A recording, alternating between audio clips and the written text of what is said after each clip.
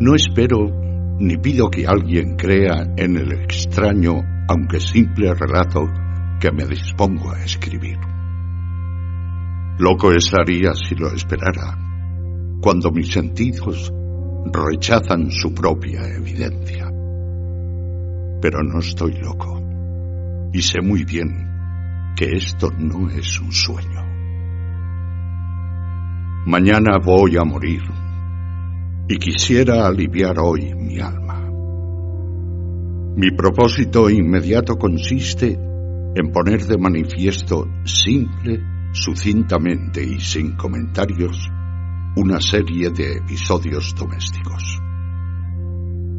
Las consecuencias de esos episodios me han aterrorizado, me han torturado y por fin me han destruido. Pero no intentaré explicarlos. Si para mí han sido horribles, para otros resultarán menos espantosos que baroques.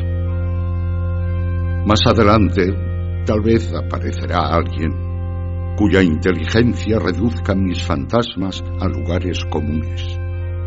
Una inteligencia más serena, más lógica y mucho menos excitable que la mía, capaz de ver en las circunstancias que temerosamente describiré una vulgar sucesión de causas y efectos naturales.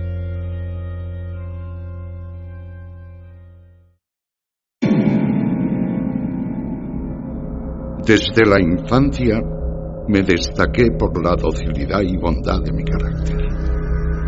La ternura que abrigaba mi corazón era tan grande que llegaba a convertirme en objeto de burla para mis compañeros. Me gustaban especialmente los animales, y mis padres me permitían tener una gran variedad.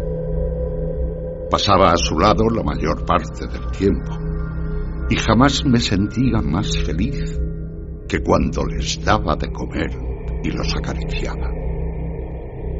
Este rasgo de mi carácter creció conmigo, y cuando llegué a la virilidad se convirtió en una de mis principales fuentes de placer. Aquellos que alguna vez han experimentado cariño hacia un perro fiel y sagaz no necesitan que me moleste en explicarles la naturaleza o la intensidad de la retribución que recibía.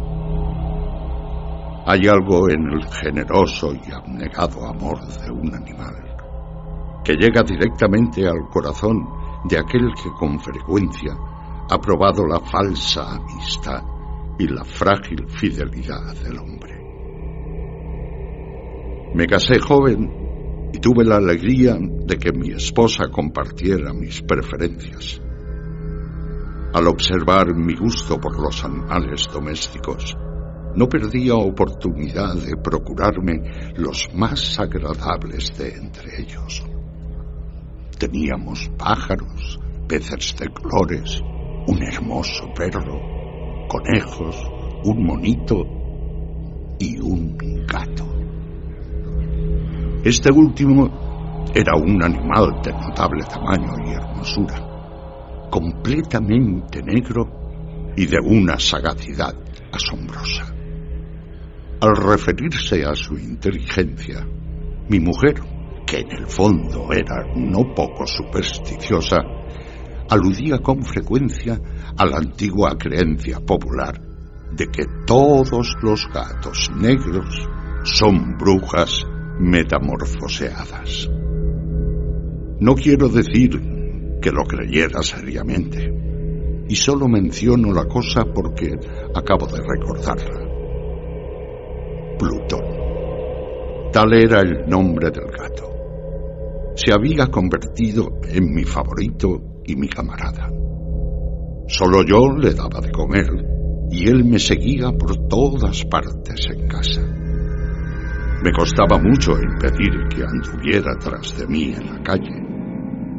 Nuestra amistad duró así varios años, en el curso de los cuales enrojezco al confesarlo.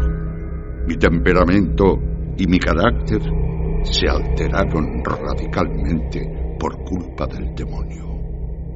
Intemperancia.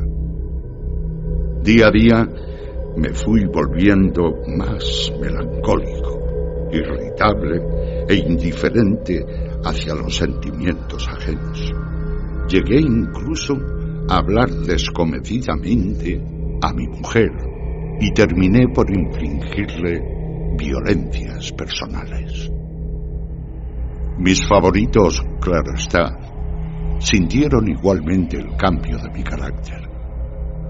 No solo los descuidaba, sino que llegué a hacerles daño. Hacia Plutón, sin embargo, conservé suficiente consideración como para abstenerme de maltratarlo, cosa que hacía con los conejos, el mono y hasta el perro, cuando por casualidad o movidos por el efecto se cruzaban en mi camino. Mi enfermedad, empero, se agravaba, pues, ¿qué enfermedad es comparable al alcohol? Y finalmente, el mismo Plutón, que ya estaba viejo y por tanto algo enojadizo, empezó a sufrir las consecuencias de mi mal humor. Una noche en que volví a casa completamente embriagado, después de una de mis correrías por la ciudad, me pareció que el gato evitaba mi presencia. Lo alcé en brazos, pero, asustado por la violencia, me mordió ligeramente en la mano. Al punto se apoderó de mí una furia demoníaca y ya no supe lo que hacía. Fue como si la raíz de mi alma se separara de golpe de mi cuerpo. Una maldad más que diabólica, alimentada por la ginebra, estremeció cada fibra de mi ser. Sacando del bolsillo del chaleco un cortaplumas, lo abrí mientras sujetaba al pobre animal por el pescuezo y deliberadamente le hice saltar un ojo. Enrojezco, me abrazo, tiemblo mientras escribo tan condenable atrocidad. Cuando la razón retornó por la mañana, cuando hube disipado en el sueño los vapores de la orgía nocturna, sentí que el horror se mezclaba con el remordimiento ante el crimen cometido. Pero mi sentimiento era débil y ambiguo. No alcanzaba a interesar al alma.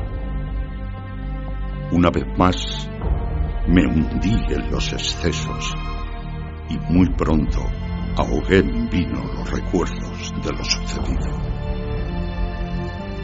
El gato, entretanto, mejoraba poco a poco. Cierto que la órbita donde faltaba el ojo presentaba un horrible aspecto, pero el animal no parecía sufrir ya. Se paseaba como de costumbre por la casa, aunque, como es de imaginar, huía aterrorizado al verme. Me quedaba aún bastante de mi antigua manera de ser para sentirme agraviado por la evidente antipatía de un animal que alguna vez me ha querido tanto. Pero ese sentimiento no tardó en ceder paso a la irritación. Y entonces, para mi caída final e irrevocable, se presentó el espíritu de la perversidad. La filosofía no tiene en cuenta este espíritu, y sin embargo, tan seguro estoy de que mi alma existe como de que la perversidad es uno de los impulsos primordiales del corazón humano. una de las facultades primarias indivisibles, uno de los sentimientos que dirigen el carácter del hombre. ¿Quién no se ha sorprendido a sí mismo 100 veces en momentos en que cometía una acción tonta o malvada, por la simple razón de que no debía cometerla? No hay en nosotros una tendencia permanente que enfrenta descaradamente al buen sentido, una tendencia a transgredir lo que constituye la ley por el solo hecho de ser. Este espíritu de perversidad se presentó, como he dicho, en mi caída final. Y el insondable anhelo que tenía mi alma de vejarse a sí misma, de violentar su propia naturaleza, de hacer mal por el mal mismo, me incitó a continuar y finalmente a consumar el suplicio que había afligido a la inocente bestia. Una mañana, obrando a sangre fría, le pasé un lazo por el pescuezo y lo ahorqué en la rama de un árbol. Lo ahorqué mientras las lágrimas manaban de mis ojos y el más amargo remordimiento me apretaba el corazón. Lo ahorqué porque recordaba que me había querido y porque estaba seguro de que no me había dado motivo para matarlo. Lo ahorqué porque sabía que al hacerlo cometía un pecado mortal que comprometería mi alma hasta llevarla, si ello fuera posible, más allá del alcance de la infinita misericordia del Dios más misericordioso y más terrible.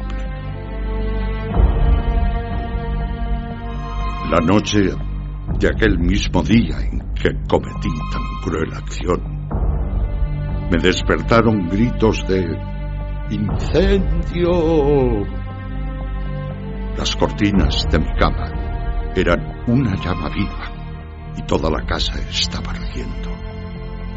Con gran dificultad pudimos escapar de la conflagración, mi mujer, un sirviente y yo. Todo quedó destruido. Mis bienes terrenales se perdieron y desde ese momento tuve que resignarme a la desesperanza. No incurriré en la debilidad de establecer una relación de causa y efecto entre el desastre y mi criminal acción. Pero estoy detallando una cadena de hechos y no quiero dejar ningún eslabón incompleto. Al día siguiente del incendio, acudí a visitar las ruinas. Salvo una, las paredes se habían desplomado. La que quedaba en pie era un tabique divisorio de poco espesor, situado en el centro de la casa, y contra el cual se apoyaba antes la cabeza de mi lecho. El enlucido había quedado a salvo de la acción del fuego, cosa que atribuía a su reciente aplicación. Una densa muchedumbre habíase reunido frente a la pared y varias personas parecían examinar parte de la misma con gran atención y detalle. Las palabras extraño, curioso y otras similares excitaron mi curiosidad. Al aproximarme, vi que en la blanca superficie, grabada como un bajo relieve, aparecía la imagen de un gigantesco gato, con una nitidez verdaderamente maravillosa. Había una soga alrededor del pescuezo del animal.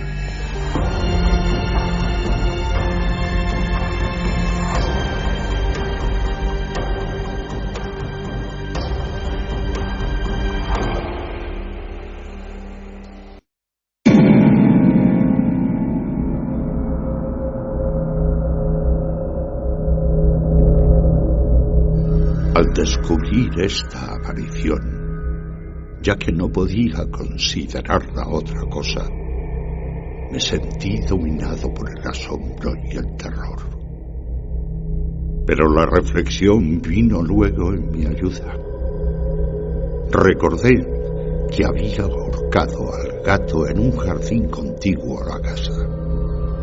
Al producirse la alarma del incendio, la multitud había invadido inmediatamente el jardín. Alguien debió de cortar la soga y tirar al gato en mi habitación por la ventana abierta. Sin duda, habían tratado de despertarme en esa forma. Probablemente, la caída de las paredes comprimió a la víctima de mi crueldad contra el enlucido recién aplicado, cuya cal, junto con la acción de las llamas y el amoníaco del cadáver, produjo la imagen que acababa de ver. Si bien en esta forma quedó satisfecha mi razón, ya que no mi conciencia, sobre el extraño episodio, lo ocurrido impresionó profundamente mi imaginación. Durante muchos meses no pude librarme del fantasma del gato, y en todo ese tiempo dominó mi espíritu un sentimiento informe que se parecía, sin serlo, al remordimiento. Llegué al punto de lamentar la pérdida del animal y buscar en los viles antros que habitualmente frecuentaba algún otro de la misma especie y apariencia que pudiera ocupar su lugar. Una noche en que, borracho a medias, me hallaba en una taberna más que infame, reclamó mi atención algo negro posado sobre uno de los enormes toneles de ginebra que constituían el principal moblaje del lugar. Durante algunos minutos había estado mirando dicho tonel y me sorprendió no haber advertido antes la presencia de la mancha negra en lo alto. Me aproximé y la toqué con la mano. Era un gato negro muy grande, tan grande como Plutón y absolutamente igual a este, salvo un detalle. Plutón no tenía el menor pelo blanco en su cuerpo, mientras este gato mostraba una vasta, aunque indefinida mancha blanca que le cubría casi todo el pecho. Al sentirse acariciado, se enderezó prontamente. Ronroneando con fuerza, se frotó contra mi mano y pareció encantado de mis atenciones. Acababa, pues, de encontrar el animal que precisamente andaba buscando. De inmediato propuse su compra al tabernero, pero me contestó que el animal no era suyo y que jamás lo había visto antes ni sabía nada de él.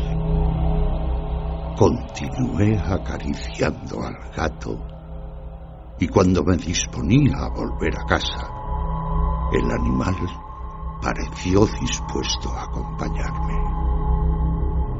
Le permití que lo hiciera, deteniéndome una y otra vez para inclinarme y acariciarlo.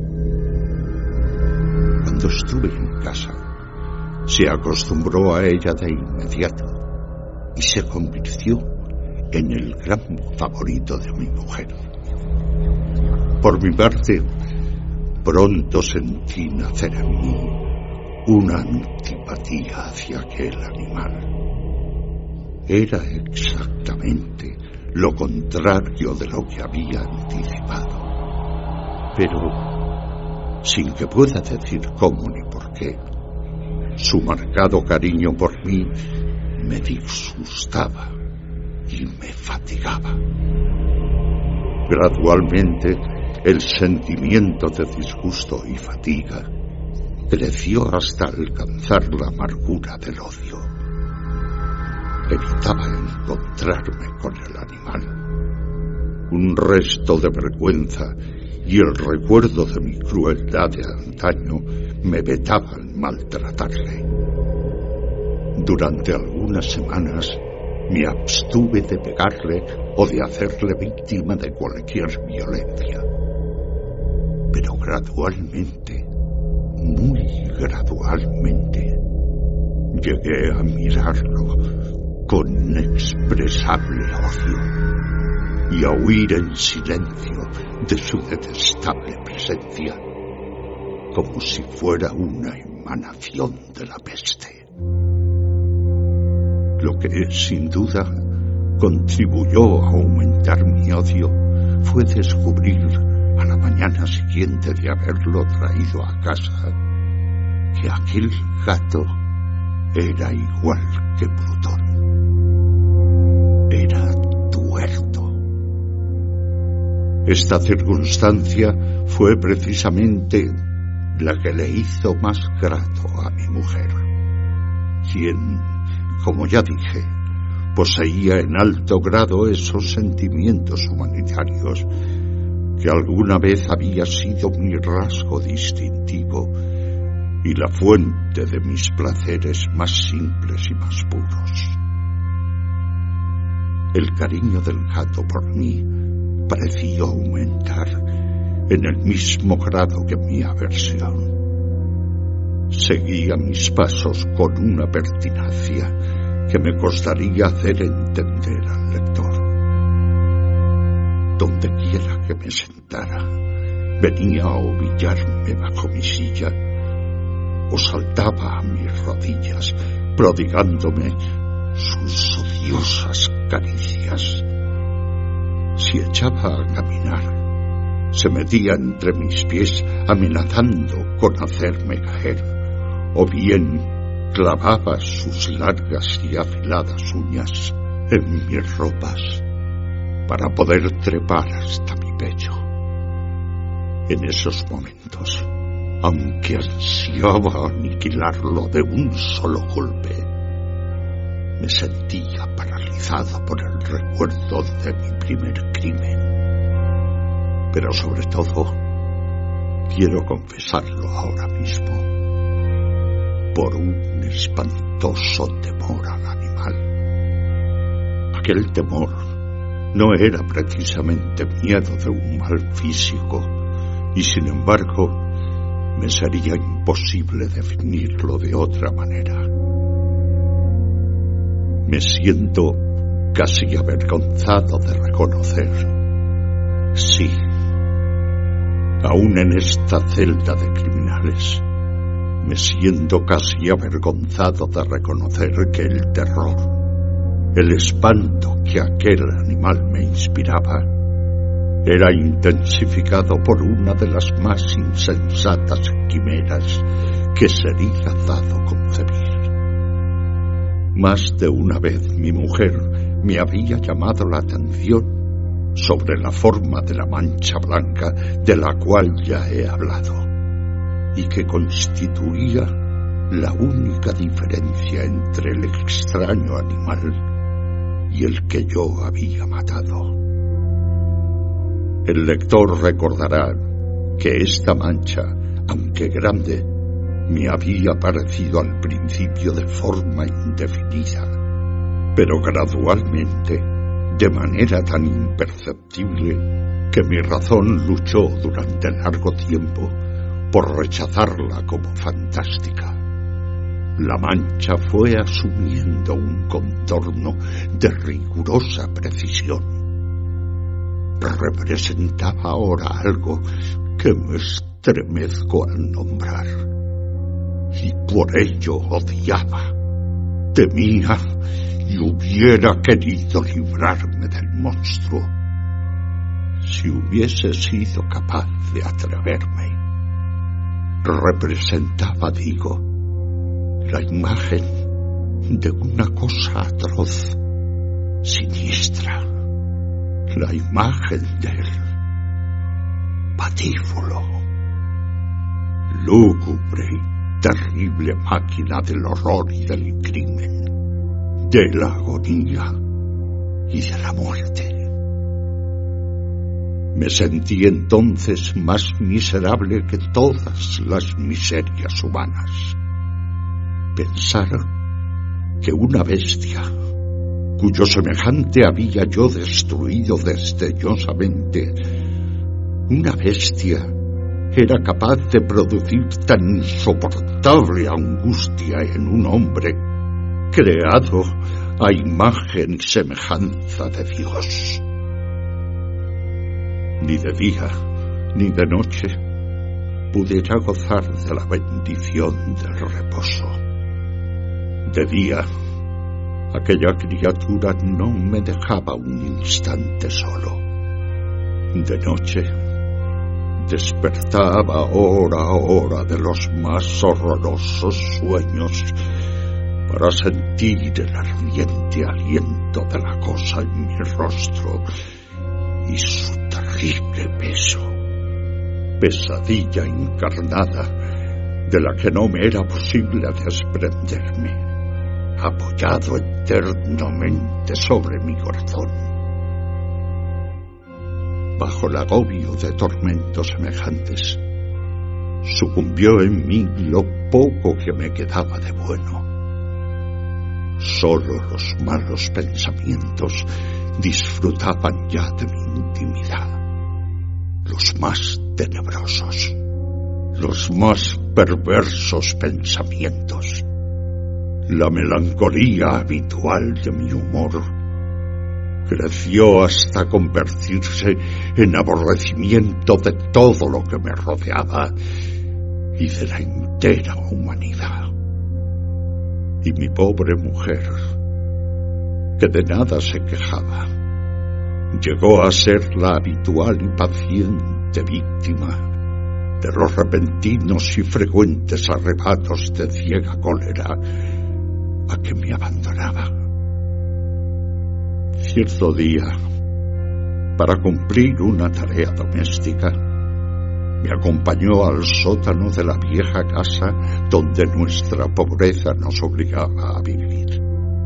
El gato me siguió mientras bajaba la empinada escalera y estuvo a punto de tirarme cabeza abajo, lo cual me exasperó hasta la locura. Alzando un hacha y olvidando en mi rabia los pueriles temores que hasta entonces habían detenido mi mano, descargué un golpe que hubiera matado instantáneamente al animal de haberlo alcanzado. Pero la mano de mi mujer detuvo su trayectoria.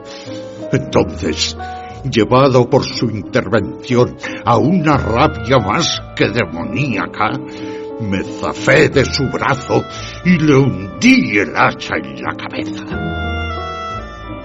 Sin un solo quejido, cayó muerta a mis pies. Cumplido este espantoso asesinato, me entregué al punto y con toda sangre fría a la tarea de ocultar el cadáver. Sabía que era imposible sacarlo de casa, tanto de día como de noche, sin correr el riesgo de que algún vecino me observara. Diversos proyectos cruzaron mi mente. Por un momento pensé en descuartizar el cuerpo y quemar los pedazos. Luego se me ocurrió cavar una tumba en el piso del sótano. Pensé también si no convenía arrojar el cuerpo al pozo del patio o meterlo en un cajón, como si se tratara de una mercancía común, y llamar a un mozo de cordel para que lo retirara de casa.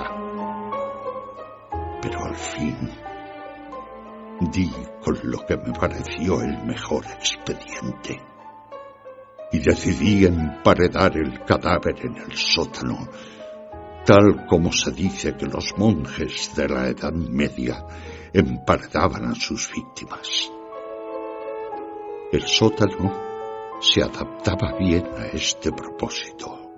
Sus muros eran de material poco resistente y estaban recién revocados con un mortero ordinario que la humedad de la atmósfera no había dejado endurecer.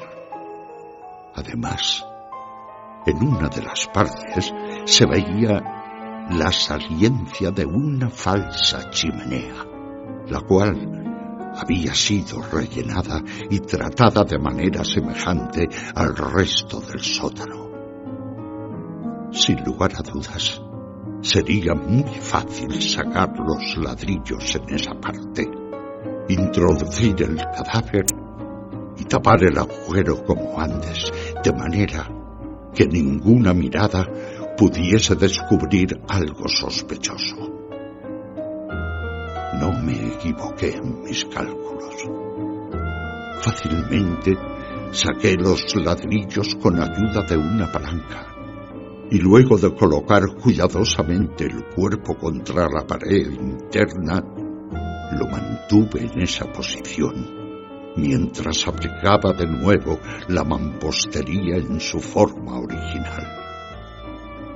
Después de procurarme argamasa, arena y cerda, preparé un enlucido que no se distinguía del anterior y revoqué cuidadosamente el nuevo enladrillado.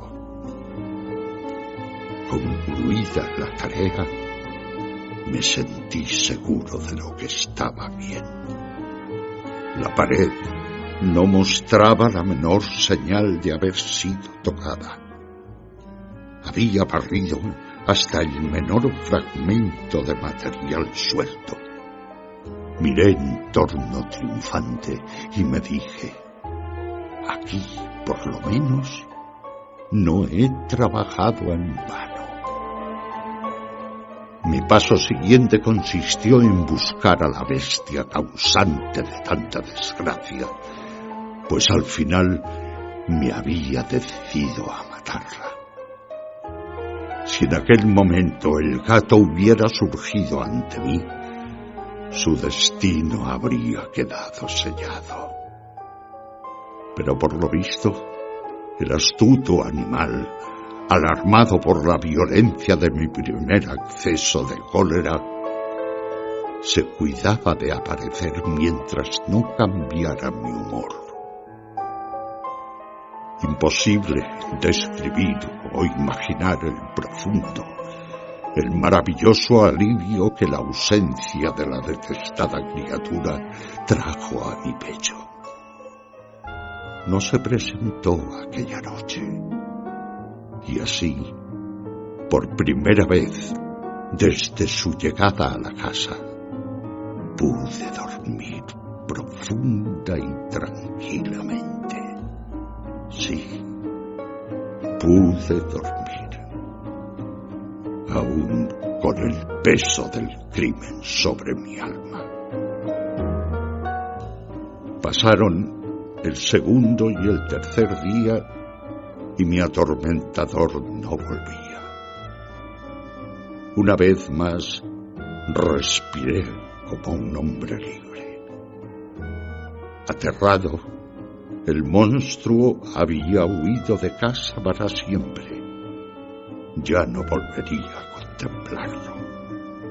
Gozaba de una suprema felicidad, y la culpa de mi negra acción me preocupaba muy poco. Se practicaron algunas averiguaciones, a las que no me costó mucho responder.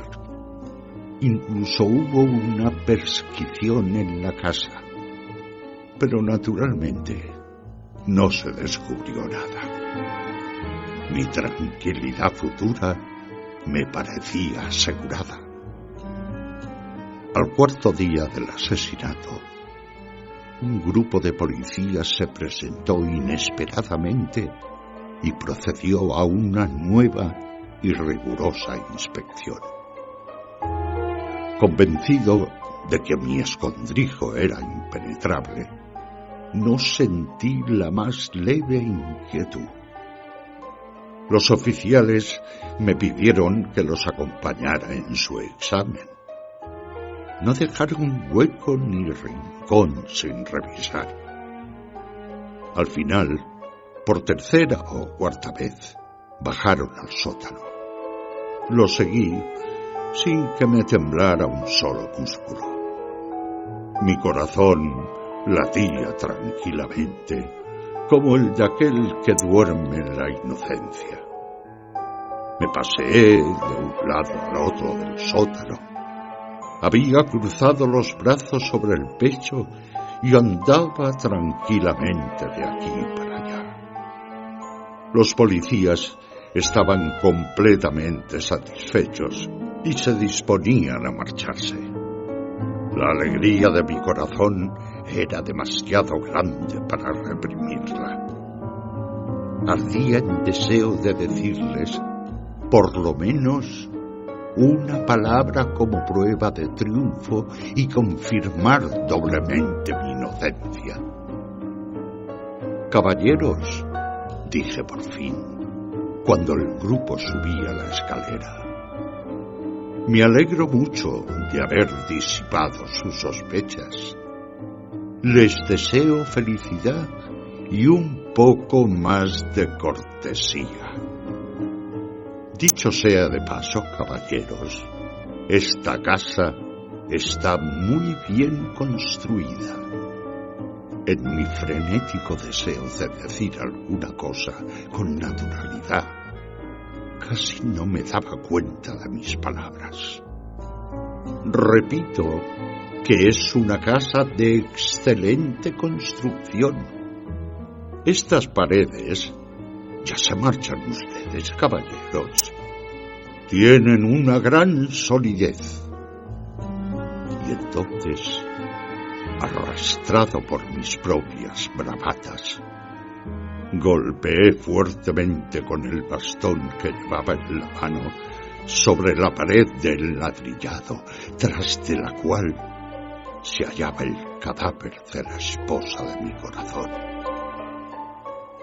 Que Dios me proteja y me libre de las garras del archidemonio. Apenas había cesado el eco de mis golpes cuando una voz respondió desde dentro de la tumba.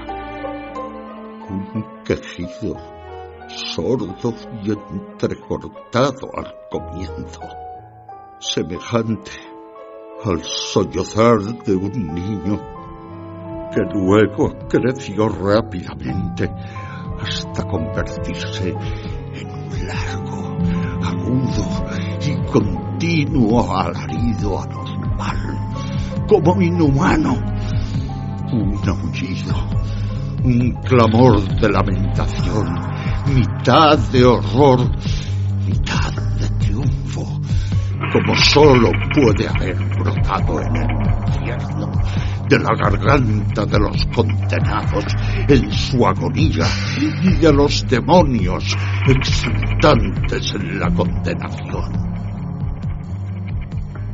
Hablar de lo que pensé en ese momento sería locura.